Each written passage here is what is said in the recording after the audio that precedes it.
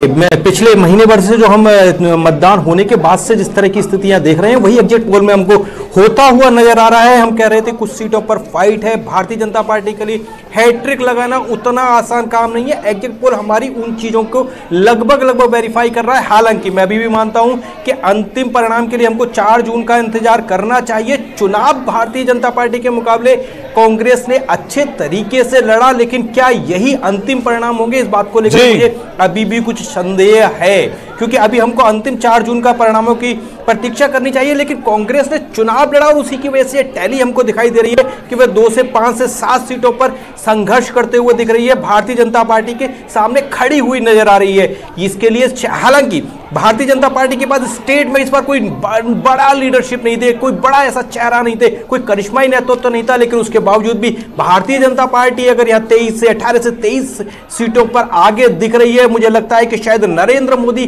Factor यहां काम किया है। और नरेंद्र मोदी फैक्टर की वजह से मैं इस चीज को कह रहा हूं कि अंतिम परिणाम शायद और ज्यादा परिवर्तित करने वाले हो सकते हैं, चौंकाने वाले हो सकते हैं। लेकिन कांग्रेस अंतिम परिणाम क्या चौंकाने वाले हो सकते हैं? एग्जिट पोल इसकी तस्वीर है, इसकी एक बानगी है। बने रहिएगा हमारे साथ। सभी मेहमानों से मेरा अनुरोध और आग्रह है, आप सभी बने रहिएगा।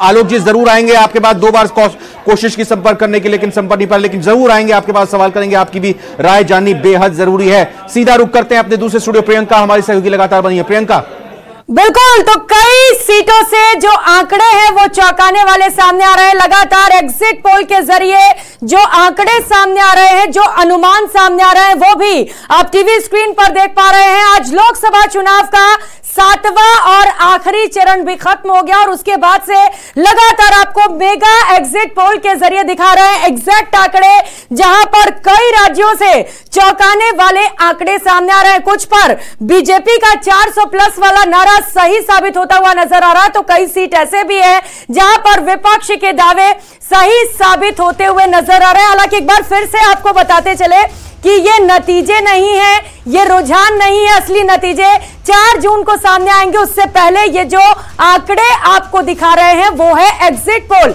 हालांकि न्यूज 18 जो एग्जिट पोल दिखाता है वो एग्जैक्ट पोल में तब्दील होता है, और एग्जिट पोल को देखते हुए राजस्थान में जो एग्जिट पोल सामने आया है, जो आंकड़े सामने आए हैं, वो बीजेपी के हक में जा रहे हैं। और यही वजह है कि बीजेपी जश्न भी मनाने लग गई है। लेकिन आपको बता दें कि जो दावा किया जा रहा था बीजेपी की ओर से 25 की 25 सीटें जीतने का, वो कहीं ना कहीं सीटें कम होती हुई नजर आ रही हैं। पिछले कई चुनाव पर नजर डाले तो कांग्रेस के लिए सूखा पड़ा हुआ था, लेकिन इस बार इंडिया गठबंधन के साथ खाता खुलते हुए नजर आ रहा है। 2 से 7 सीटों का यहां पर आंकड़ा दिखाई दे रहा है। और जयपुर से खास और बड़ा पैनल लगातार हमारे साथ जुड़ा हुआ है खास चर्चा के लिए एग्जिट पोल पर। राखी राठौड़ जी आपके पास आते हुए 25 की 25 सीटें जीतने का दावा और एनडीए के साथ 400 प्लस का, ये एग्जिट पोल देखने के बाद क्या कहेंगी आप? क्या अब भी उस दावे पर बरकरार है बीजेपी और एनडीए? बता रहे ना आशुतोष जी। राखी राठौड़ जी,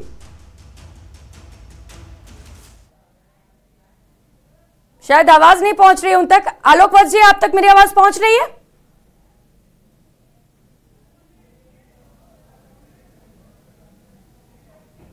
तो बड़ा पैनल हमारे साथ जुड़ा हुआ है, कुछ टेक्निकल इश्यू है जिसकी वजह से शायद आवाज नहीं पहुंच पा रही है, लेकिन कोशिश करेंगे। राखी जी, आवाज पहुंच रही है आप तक?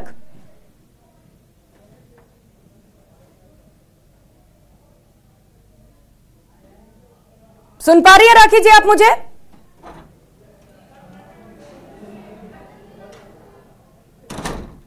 सवाल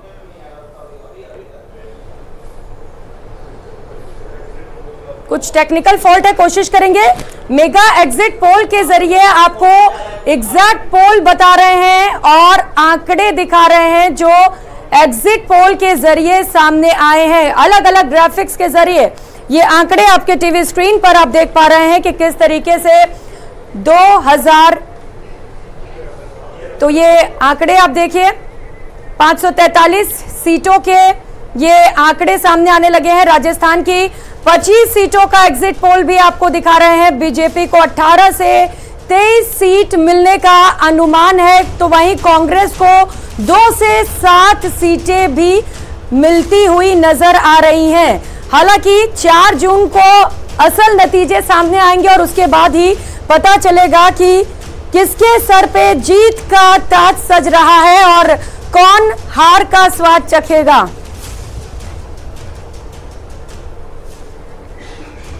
राखी राठौड़, मेरी आवाज पहुंच रही है आप तक? जी प्रियंका, मैं सुन पा रही हूं आपको। क्या कहेंगे अब तक के एग्जिट पोल के आंकड़ों को देखकर, क्योंकि 400 प्लस का जो नारा दे रही है एनडीए, वो तो फिलहाल अगर एग्जिट पोल पर आंकड़ों पर नजर डाले तो पूरा होता हुआ नहीं लग रहा है। देखिए प्रियंका, 2014 में जो एग्जिट पोल थे वो 283 सीट्स दे रहे थे एनडीए को, हमने टोटल 336 सीटें सिक्योर करी। 2019 में 306 सीटें एनडीए के लिए कहा गया एग्जिट पोल के द्वारा, हमने 353 सीटें की।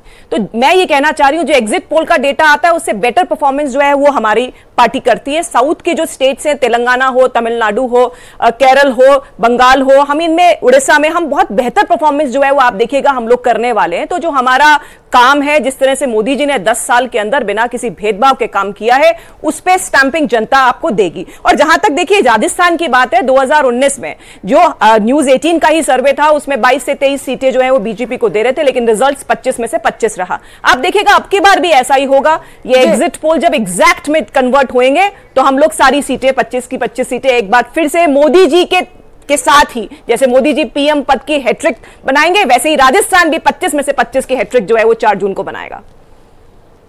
आशुतोष जी, आपको ऐसा लग रहा है क्या जो राखी राठौड़ जी कह रही हैं?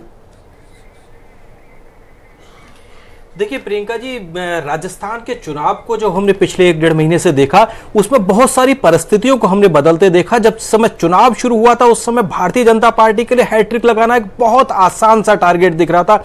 ऐसा लग रहा था कि हैट्रिक बनाएंगे, क्लीन स्वीप करेंगे और बड़े मार्जिन के साथ में राजस्थान का चुनाव जीतेंगे। लेकिन जैसे जैसे यह चुनाव आगे बढ़ा और जैसे जैसे मतदान की तारीखें आई, पहले चरण के मतदान के बाद में परिस्थितियां ग्राउंड पर हमको बदलती हुई दिखी। कुछ ऐसे नैरेटिव थे जिनका भारतीय जनता पार्टी समय रहते जवाब नहीं दे पाई, अपने वोटरों को वह नहीं समझा पाई। आलोक भी बहुत देर से हमारे साथ जुड़े हुए हैं, मेगा जो हम लोग एग्जिट पोल दिखा रहे हैं उसका एनालिसिस भी कर रहे हैं। क्या कहेंगे आप आलोक जी? आवाज मिल रही है? जी मिल रही है। जो आपका राजस्थान का आपने जो प्रेडिक्ट किया है वो लगभग मुझे सही नजर आ रहा है। वहां पर एनडीए 5-7 सीट लूज करने की संभावना है। ये पहले से शुरू वाले दिन से ही लग रहा था। अब अंतोगत्वा क्या एग्जैक्ट होगा वो तो 4 तारीख को ही पता लगेगा। लेकिन जो आपका प्रेडिक्शन है उससे मैं 98% में उससे सहमत हूं कि 5-7 सीटों का वहां पर नुकसान हो सकता है। और रही बिहार की बात, जहां आपने 14 सीटों का आकलन किया है, जिसमें 10 से 13 आप दिखा रहे हैं एनडीए को और 3 से 6 इंडिया गठबंधन को, तो यहां पर मैं थोड़ा आपकी बात से सहमत नहीं हूं। जो मेरे पास रिपोर्ट है कि बिहार में इन 14 सीट में 5-6 सीट 7 पे कांटे की टक्कर है और हो सकता है इसमें से 5-6 सीट इंडिया गठबंधन अपने पाले में ले जाए, तो बच जाएगा 7-8 सीट ही एनडीए के खाते में। तो 8 और प्लस 6, 8 एनडीए के खाते में मैं अभी रख रहा हूं और 6 इंडी गठबंधन के खाते में। लेकिन इस आंकड़े के साथ आपको लग रहा है क्या आलोक वत्स जी की ये जो 400 प्लस का नारा दिया जा रहा है इस बार वो पूरा हो पाएगा? मैं उससे सहमत हूं कि जिस तरीके का आंकड़े आप बता रही हैं वो मुझे लगभग सही प्रतीत होता नजर आ रहा है। बिल्कुल, तो आंकड़े लगातार हम दिखा भी रहे हैं और चर्चा भी लगातार जारी है। सबसे बड़ा पैनल हमारे साथ जुड़ा हुआ है। राजेंद्र जी, मेरी आवाज पहुंच रही है आप तक? क्या कहेंगे अब आंकड़े देखने के बाद? अभी तक तो दावा कर रहे थे कि बीजेपी जो है वो 200 सीटों के नीचे ही सिमट जाएगी, लेकिन इस आंकड़े को देखने के बाद आपको कुछ लग रहा है क्या कि बीजेपी जो दावा कर रही है वो भी पूरा हो सकता है? देखिए प्रियंका जी, लगातार हम इस बात को कह रहे हैं कि ये एग्जिट पोल है, एग्जैक्ट पोल नहीं है। और जो पोल 4 तारीख को जो डिक्लेयर होंगे, मतगणना स्टार्ट होगी 4 तारीख को, तो उसके परिणाम वास्तव में इंडिया गठबंधन के पक्ष में आएंगे। और निश्चित रूप से जैसा कि हमारे राष्ट्रीय अध्यक्ष माननीय खड़गे साहब ने कहा कि इंडिया गठबंधन 295 प्लस सीटें जीतकर मतलब सबसे बड़ा गठबंधन साबित होगा और इस बार एनडीए की गठबंधन खासकर मोदी जी भाजपा की और इनकी सबकी विदाई तय है। तो ये तय है और जनता ने जिस तरीके से रेस्पॉन्स किया और जनता ने एनडीए गठबंधन को और खासकर कांग्रेस को जिस तरीके से मतलब जो नैरेटिव बनाने में मदद की और खासकर मीडिया भी जिस तरीके से रहा। और इसके साथ में ये बात और जोड़ना चाहूंगा प्रियंका जी कि लगातार ईसीआई के अंदर हमने कल भी ईसीआई से मिलने का समय लिया है और हम उन तमाम चीजों को खासकर मैं बताना चाहूंगा कि करीबन 30 शिकायतें भाजपा के खिलाफ हमने दी, उनमें से 14 शिकायतें सिर्फ प्रधानमंत्री मोदी जी के खिलाफ थी और उनके ऊपर किसी पे भी कोई निर्णय नहीं आया। हाँ, एक मतलब एक जनरल गाइडलाइन जारी कर दी गई और उसमें भी सबको एक ही जैसे मतलब कहा गया कि भाई कोई इस तरह के, जबकि हमने स्पेसिफिकली पॉइंट आउट करके वो शिकायतें लिख के दी थी। हर जगह का हर मतलब इलेक्शन रैली का हर जगह के अंदर जो कुछ कहा गया, जिससे किस लोगों के ऊपर कितना बुरा असर पड़ा, कैसे देश की छवि खराब हुई, वो तमाम बातें रखी। तो उसके ऊपर भी वो बात है। और देखिए लोकतंत्र में चुनाव हर 5 साल में होते हैं, लेकिन जो सबसे बड़ी चीज है हम आज यहां बैठकर जो डिबेट कर रहे हैं वो डेमोक्रेसी के लिए कर रहे हैं और डेमोक्रेसी के अंदर विपक्ष और जो पक्ष है उनको सबको एक सौहार्दपूर्ण वातावरण के अंदर चुनाव लड़ा जाए और उसके परिणाम आए और दुश्मन ना समझा जाए। क्योंकि राजनीति में जिस तरीके का पिछले 10 सालों से हम देख रहे हैं कि राजनीतिक प्रतिद्वंदियों को दुश्मन की तरह से ट्रीट किया जा रहा है या उनके साथ इस तरीके की चीजें की जाए, वो अच्छी बात नहीं है। तो निश्चित रूप से और एक बात और मैं जोड़ना चाहूंगा कि चुनाव आयोग को हर चरण के अंदर जिस तरीके से वो चाहते हैं कि विपक्ष मजबूती के साथ अपने बातों को रखे, तो कहां कह रहे हैं कि मीडिया तो चाहता है, लेकिन देश की जो नहीं मीडिया तो चाहता है कि विपक्ष स्ट्रांग रहे, लेकिन दुर्भाग्य से इस देश की सत्ता पे जो काबिज लोग हैं, जो एक विचारधारा है जो इस देश की सत्ता पर काबिज है पिछले 10 साल से, वो नहीं चाहती कि विपक्ष रहे, वो विपक्ष को खत्म कर देने की बात करती है। तो ये अपने आप में और एक डेमोक्रेसी के लिए अच्छा साइन नहीं है। राठौड़ जी, विपक्ष को खत्म करना चाहते हैं क्या आप लोग? और ये सवाल इसलिए भी उठ रहे हैं क्योंकि 400 प्लस सीटें क्यों चाहिए आपको? बहुमत के आंकड़े के साथ भी तो आप सरकार चला सकती हैं। विपक्ष नहीं होगा तो आखिर मुद्दों को कौन उठाएगा? प्रियंका जी देखिए, जब भी हम कोई काम करते हैं, कोई एग्जाम भी बच्चा देने जाता है, अगर 80% मार्क्स पहले से आ रहे हैं तो हम बच्चे को इसी चीज के लिए प्रोत्साहित करते हैं कि अब की बार 90% मार्क्स लेकर आना। जब हमारी पार्टी पिछली बार 353 सीटें लेकर आएगी तो एक मुखिया के रूप में, एनडीए के मुखिया के रूप में प्रधानमंत्री जी ये कहें कि नहीं आप 350 लेकर आइए, मैं सैटिस्फाइड हूं, वो तो कार्यकर्ता के रूप में हमें बड़ा टारगेट देंगे ही देंगे। और कार्यकर्ता ने जब ग्राउंड पे काम किया है तो 400 का टारगेट हम लोग कंप्लीट करेंगे ही करेंगे। निश्चित लंबा टारगेट, बड़ा टारगेट इसीलिए रख रहा है। हाँ, इसीलिए बीजेपी रख रही है ताकि विपक्ष को खत्म कर दीजिए, लोकतंत्र को खत्म कर दीजिए। और कहा यह भी जा रहा है अगर इस बार बीजेपी की सरकार बनती है लोकतंत्र खत्म हो जाएगा। देखिए किस तरह के नैरेटिव बहुत सारे चलाए प्रियंका इन कांग्रेस के लोगों ने, लेकिन ऐसा चीज कहीं पर भी ग्राउंड पर नहीं है। अगर संविधान में सबसे ज्यादा संशोधन किसी ने किया है, अब तक 106 बार संशोधन हुए हैं, जिसमें 90 बार अगर किसी ने किया है तो वो कांग्रेस पार्टी ने किया है। आते ही सबसे पहले बोलने की आजादी पे अगर किसी ने रोक लगाई थी तो वो जवाहरलाल नेहरू थे, और उसके बाद इमरजेंसी में देखा कि मौलिक अधिकारों पर अगर किसी ने कुठाराघात किया तो वो कांग्रेस पार्टी थी। किस हक से, ये किस तरह से, किस बेसिस पे इस बात को कहते हैं कि संविधान को बदल दिया जाएगा या आरक्षण को बदल दिया जाएगा? चाहे काका कालेरकर की रिपोर्ट हो, चाहे मंडल कमीशन हो, हर बार लोगों ने देख लिया कि कांग्रेस पार्टी का क्या रुख रहा। जवाहरलाल नेहरू की चिट्ठियां भी सबके हाथ में, जिनमें मुख्यमंत्री जी को लिख करके आरक्षण के विरोध में उन्होंने अपनी बात को कहा था। तो ये सिर्फ नैरेटिव इन्होंने ऊपर चलाने का प्रयास किया, लेकिन ग्राउंड पर कहीं पर कुछ नहीं है, ना इनके पास कोई नेता है। अभी भी झगड़ा है, आज मीटिंग हुई लेकिन ममता जी आई नहीं। मुझे तो अचंभा था राजेंद्र जी आ कैसे गए, अभी तक तो नाना नाना कर रहे थे, आखिरी में हाँ हाँ हाँ करने लगे कि एग्जिट पोल में जाना है कि नहीं जाना है। जो खुद ही कंफ्यूज्ड है पार्टी, वो आकर के जनता को क्या अच्छी सरकार, क्या मजबूत सरकार देगी, जनता अच्छे से जानती थी भी, और आज इन्होंने इस बात को प्रूव भी कर दिया कि ये खुद कंफ्यूज्ड है। ऐसी बताइए राजेंद्र जी, क्योंकि ये सवाल तो उठते रहते हैं आपकी पार्टी पे, फिर चाहे वो राम मंदिर का मुद्दा हो या फिर आज एग्जिट पोल में शामिल होने का। कांग्रेस पार्टी हमेशा कंफ्यूज रहती है, क्या करना है क्या नहीं, आखिरी वक्त पर आपके डिसीजन आज चेंज हो गए। तो ऐसे में लोग आपको क्यों वोट करें? और लोकतंत्र खत्म कर देगी बीजेपी, ये किस बिना पर आप दावा करते हैं? देखिए प्रियंका जी, मैं आपको बता दूं कि जनता, देश की जो जनता है वो वोट कर चुकी है। आज आखिरी जो चरण था उसके मतदान हो चुके हैं। तो निश्चित मान के चलिए कि इंडिया गठबंधन को जनता ने बढ़ चढ़कर वोट दिया है और इसी वजह से आपने लगातार राजस्थान में अगर एग्जिट पोल के आंकड़ों पर नजर डाले तो बढ़ चढ़कर वोट नहीं दिया है राजेंद्र जी। हालांकि पिछले बार जो सूखा पड़ा था वो खत्म होता हुआ नजर आ रहा है। जी बोलिए। नहीं, सूखा भी खत्म होगा। राजस्थान में आज बारिश भी हुई है, अच्छा मौसम बना है और निश्चित रूप से एक पॉजिटिव साइन है। 18 से 23 सीटें तो बीजेपी ले जाती हुई नजर आ रही है राजेंद्र जी। तो नहीं बूंदाबांदी हो सकती है आपसे नहीं, बूंदाबांदी नहीं है। अब जब जबरदस्त बारिश होगी और मैंने जैसे आपसे पहले जो हमारे एंकर्स थे दोनों, चलिए ठीक है, तो दावे आप लोग कर रहे हैं। हालांकि 4 जून को जब नतीजे सामने आएंगे तो ये पता भी चल जाएगा कि किसकी सरकार बन रही है, जनता ने किसके वादे पर एतबार किया है। और एक बार फिर से लिए चलते हैं सहयोगी हेमंत और रविंद्र के पास, जो आगे इस डिबेट को बढ़ाएंगे। स्टूडियो में हमारे साथ मौजूद है। ओवर टू यू आर्य साहब। एक गाना आया था, तुमने पुकारा और हम चले आए, हम कहेंगे आपने पुकारा हम चले आए। बताइए क्या कहना चाह रहे थे आप?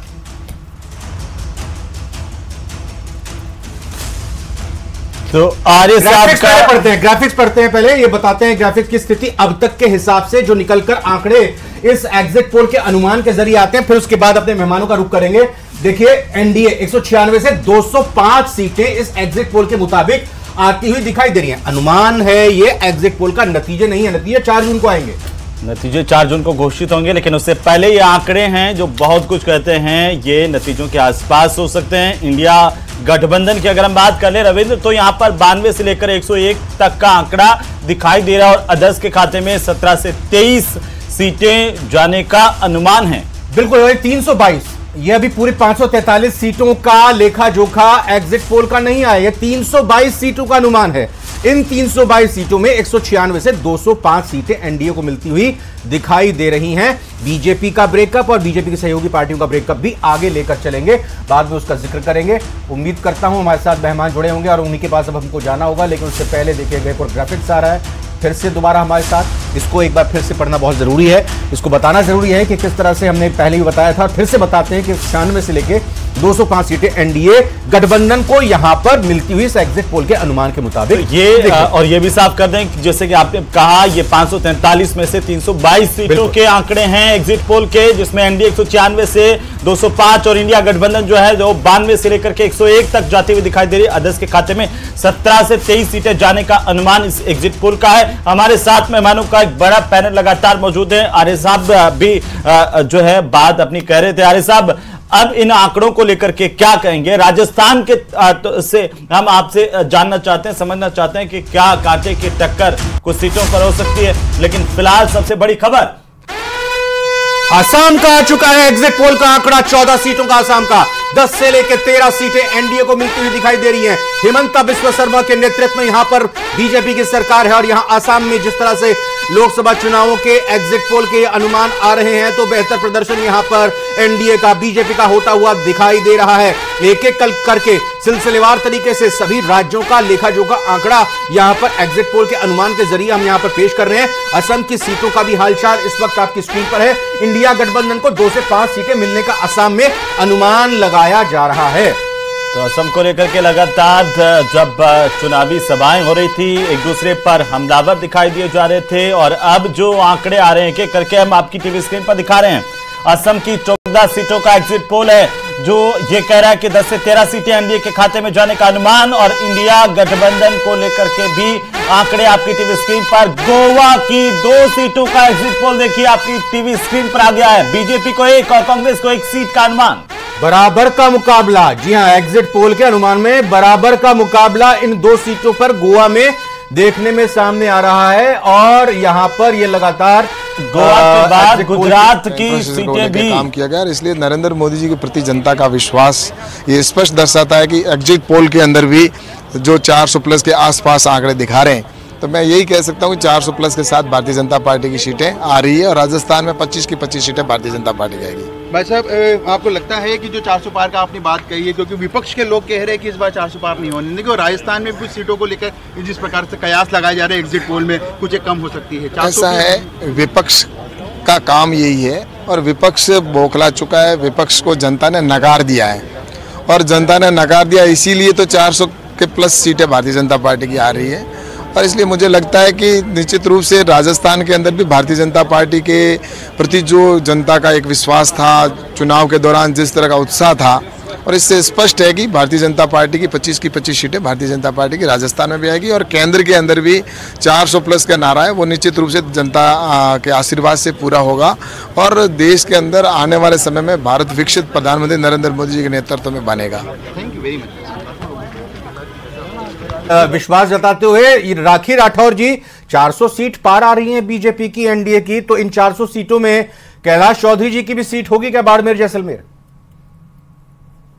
निश्चित तौर पे होगी। 25 की 25 सीट जब राजस्थान की मैं बात करती हूं तो उसमें बाड़मेर भी शामिल होगी और देख लीजिएगा आप, जो रिजल्ट्स आएंगे उसमें हम लोग इन सभी सीटों पर अच्छी जीत सुनिश्चित करेंगे। क्योंकि प्रॉब्लम क्या है, देखिए कि हमारे देश की जनता ने वो समय भी देखा जब छोटी छोटी पार्टियों ने मिलकर के एक गठबंधन बनाया और सरकारें चलाई। वो सरकारें कितने दिन चली, कोई 6 महीना, कोई साल भर, कोई 2 साल।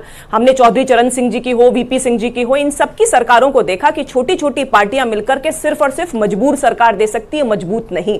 मुझे मनमोहन सिंह जी का भी वो स्टेटमेंट कोट करना होगा जिसमें उन्होंने कहा कि मैं अपने देश के लिए एक बहुत अच्छे डिसीजंस नहीं ले सकता क्योंकि मेरी गठबंधन की मजबूरियां हैं। जनता ने देखा है कि देश जो है किस प्रॉब्लम में रहा जब इतनी सारी पार्टियां मिलकर के एक साथ लड़ती है। और आप देख रहे हैं ना, पार्टियां, आप पार्टी देखिए पंजाब में कांग्रेस और आप जो है वो आप आपस में लड़ रही हैं, दिल्ली में एक साथ है, दिल्ली के अंदर टीएमसी और कांग्रेस जो है वो साथ नहीं है। कम्युनिस्ट पार्टी बहुत बड़ा उदाहरण है, केरल के अंदर तो इनके युवराज के सामने लड़ रहे हैं लेकिन राजस्थान के सीकर में ये दोनों एक साथ हो गए हैं। तो जिस तरह से इन सबके बीच में लैक ऑफ कम्युनिकेशन रहेगा, सिर्फ और सिर्फ अपनी पार्टी को आगे लाने का काम जो ये लोग कर रहे हैं, जनता समझती है मजबूर सरकार नहीं चाहिए, कमजोर सरकार नहीं चाहिए, मजबूत सरकार आदरणीय मोदी जी के नेतृत्व में आप देखिएगा 4 जून को राजस्थान। आर्य साहब, जैसलमेर बाड़मेर कौन आगे लग रहा है, कौन पीछे? जैसलमेर बाड़मेर में उमेदराम बेनीवाल निश्चित रूप से आगे रहेंगे और जीतेंगे। अभी हमारी बहन जी बोल रही थी कि मजबूत सरकार, सुनिए जवाब दे रहा हूं।